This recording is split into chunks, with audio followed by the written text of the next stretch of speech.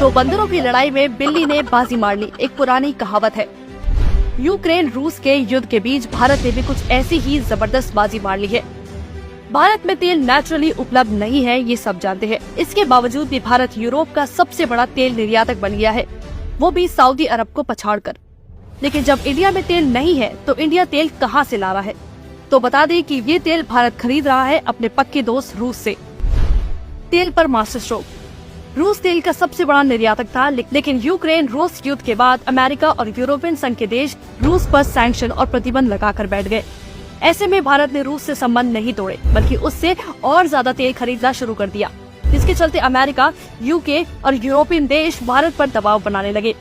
लेकिन भारत ने साफ कर दिया कि रूस उसका दोस्त है और भारत ने अपनी जरूरत से भी ज्यादा तेल खरीदा। जानते हैं क्यों? क्योंकि भारत समझ गया कि यूरोपियन देशों को तेल की जरूरत पड़ेगी और उस जरूरत को पूरा करने के लिए मोदी जी ने अपना गुजराती दिमाग चलाया और मौके पर चौका नहीं छक्का मार दिया।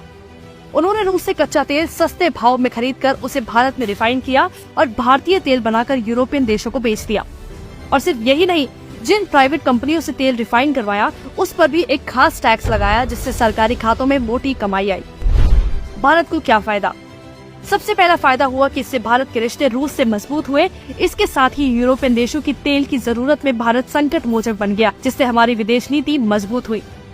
तीसरा और सबसे अहम फायदा था फॉरेक्स कमाने का। अगर ये डील डॉलर में होती तो इसमें भारत को कोई फायदा नहीं होता, लेकिन क्योंकि रूस पर डॉलर में ट्रेड करने पर बैन था, मोदी जी ने इस मौके पर चौका मारते हुए रुपये में रूस से तेल खरीदा और यूरो में यूरोपियन देशों को बेचा। इससे हुआ क्या?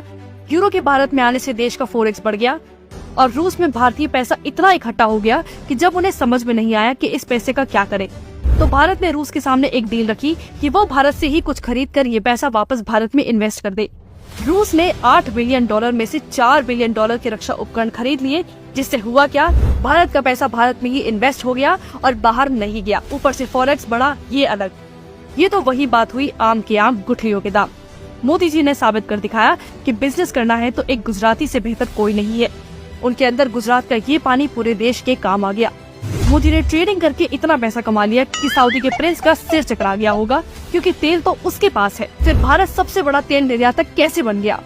अब सोचिए, अगर कांग्रेस होती तो ये पैसा देश को नसीब होने के बजाय उसी की जेबों में चला जाता।